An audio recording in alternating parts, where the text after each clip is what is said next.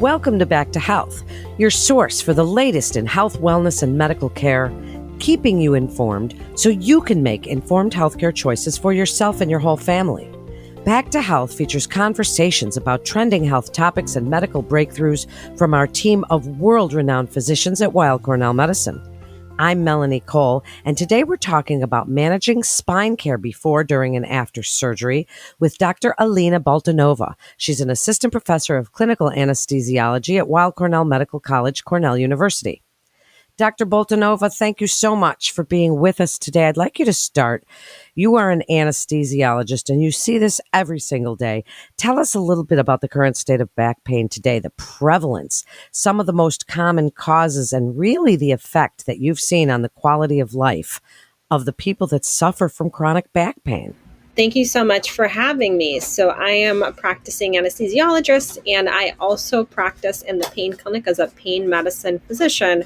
So I'm able to see back pain through the spectrum of the patient coming to the clinic with back pain and then all the way to them having back surgery and then recovering from back surgery. So you really see the whole gambit of this, and it's such a huge problem in this country, really, I mean, just globally. And what do you see with these patients as far as quality of life when they first come to see you? Because pain management, what a burgeoning field that you're in. That's just huge and growing all the time. It's really amazing. What do you see as the difference from when you start working with these patients till when they are done and in their final physical therapy? So I see patients in all stages of their journey with back pain. So commonly a patient will come see me in clinic with sometimes weeks of back pain, sometimes years of back pain. So depending on their range of symptoms and the severity of their pain, there's different approaches that we try. In general, back pain is extremely common. Almost everyone, at least up to 90% of us, will experience back pain in some point of our lives. And currently, about 8% up to over 20% of people experience chronic back pain or back pain that persists for over 12 weeks. And it can have a significant negative impact on quality of life, including activities of daily living, being able to work.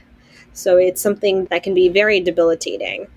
Well, I'm an exercise physiologist, doctor, and I have seen, as you have, the effect on the quality of life. And I always say nobody can really understand how really awful back pain is unless you've experienced it yourself. So I know I have. I've crawled on the floor, trying to get myself back up into a chair, but it's definitely something that affects your whole life. Now, I'd like you to just touch on non-surgical conservative management that you want patients to hear that they generally try when they go first. And you can also get into some of the interventions that you yourself practice, maybe injections, where they fit into this continuum of chronic pain before we get into the surgical realm. Of course. So most back pain is actually non-specific. There's many, many different causes to back pain. That can include pain from a pinched nerve or a radiculopathy, something that people often refer to as sciatica, which is a non-specific term to describe pain in the back or the leg. People can have musculoskeletal causes of back pain. They can have pain from arthritis in the back. People can also have pain from a joint in the back called the sacroiliac joint. So depending on the specific cause of back pain, different therapies can be attempted. For many, many different causes of back pain, physical therapy is an appropriate place to start. The reason physical therapy can be so effective is that it can improve our posture, it can strengthen our muscles in the core and the back, and that can help take the pressure off the joints and the nerves in the back. And again, helps with posture, which can itself be very, very helpful.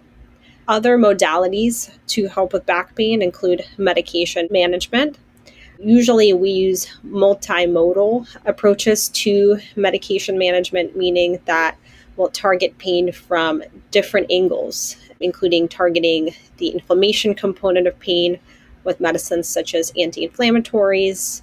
or acetaminophen, also known as Tylenol. We'll sometimes use muscle relaxants to help with the muscle component of pain. And there's also many different types of nerve pain medications that can be helpful, especially if someone's having pain from a pinched nerve.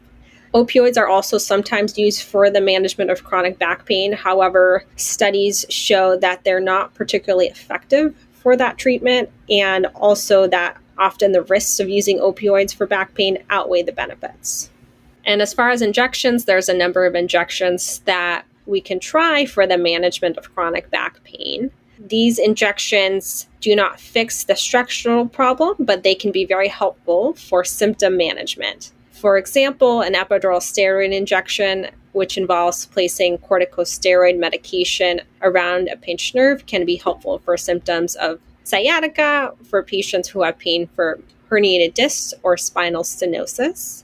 Other types of injections, known as medial branch blocks or a medial branch radiofrequency ablation, can be done for patients having pain from arthritis in the back. Sacroiliac joint injections can be done for patients suffering from sacroiliac joint pain, which involves putting steroid medication in that joint. And trigger point injections can be done for muscle pain in the back, which involves basically breaking up the muscle knots with the needle and numbing medication.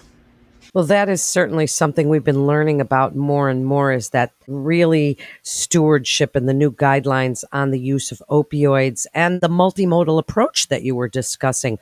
So now tell us a little bit about the integrated approach to spine care, as we're talking about before, during, and after surgery. Is EROS involved? Tell the listeners a little bit about what that multimodal pain management really is.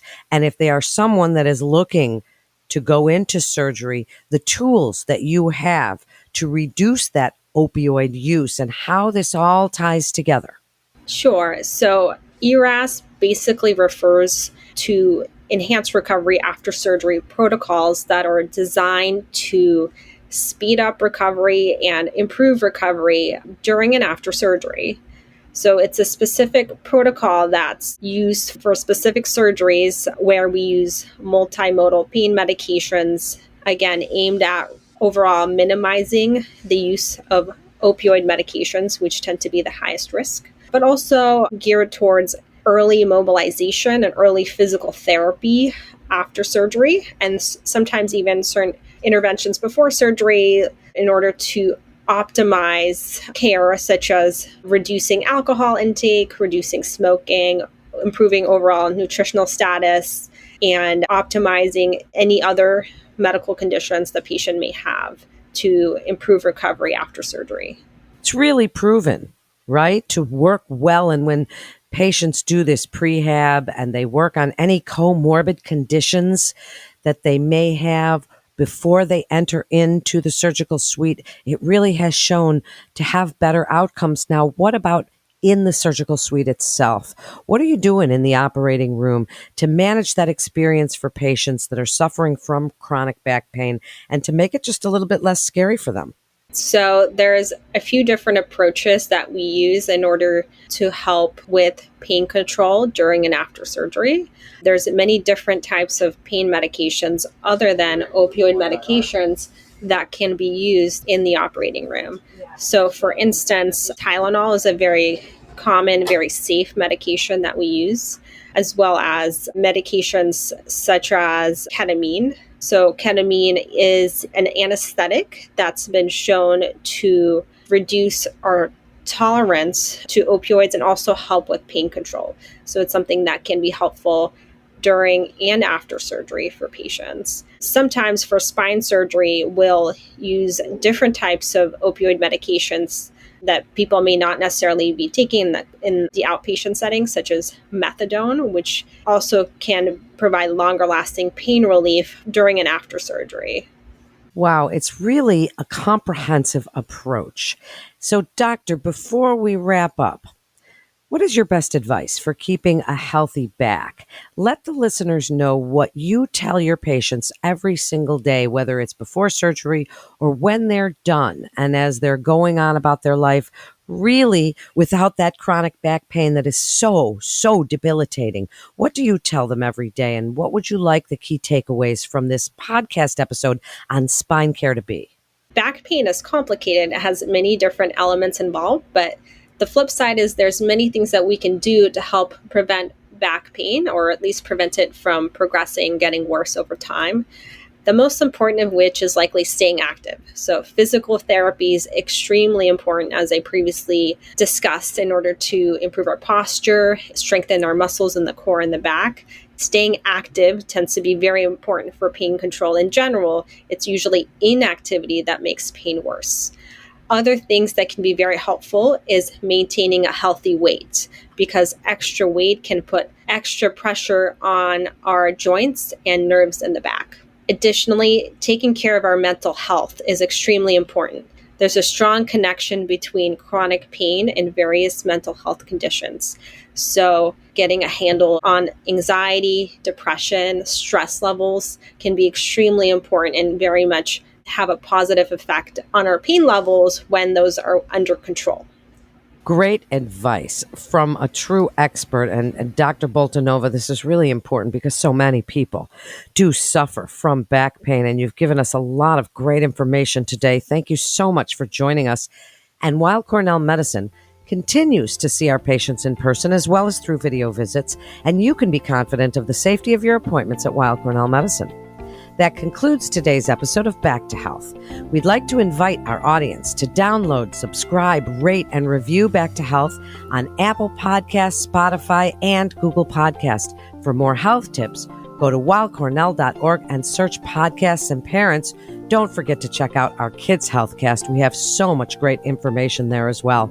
I'm Melanie Cole. Thanks so much for tuning in today. Every parent wants what's best for their children. But in the age of the internet, it can be difficult to navigate what is actually fact-based or pure speculation. Cut through the noise with Kids Healthcast, featuring Weill Cornell Medicine's expert physicians and researchers discussing a wide range of health topics, providing information on the latest medical science. Finally, a podcast to help you make informed choices for your family's health and wellness. Subscribe wherever you listen to podcasts. Also, don't forget to rate us 5 stars. All information contained in this podcast is intended for informational and educational purposes. The information is not intended nor suited to be a replacement or substitute for professional medical treatment or for professional medical advice relative to a specific medical question or condition. We urge you to always seek the advice of your physician or medical professional with respect to your medical condition or questions. Weill Cornell Medicine makes no warranty, guarantee, or representation as to the accuracy or sufficiency of the information featured in this podcast, and any reliance on such information is done at your own risk. Participants may have consulting, equity, board membership, or other relationships with pharmaceutical, biotech, or device companies unrelated to their role in this podcast. No payments have been made by any company to endorse any treatments, devices, or procedures, and Weill Cornell Medicine does not endorse, approve, or recommend any product, service, or entity mentioned in this podcast. Opinions expressed in this podcast are those of the speaker and do not represent the perspectives of Weill Cornell Medicine as an institution.